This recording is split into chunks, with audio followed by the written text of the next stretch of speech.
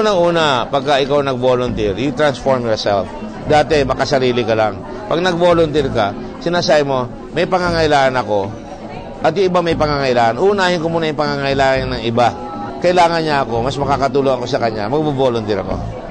Yun ang essence ng volunteerism. Pag nasimula na yan, winaiden mo na yung circle mo, hindi ka lang pansarili. Kaya nga sabi ko, pag bata ka, mag-attend ka ng extracurricular activities. Tulad ko, nasa welfare bill ako.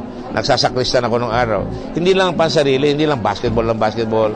Lumalabas ako at sumasali ako para makatulong sa ibang tao. Pinakamaganda pag nakikita sila mismo tumutulong.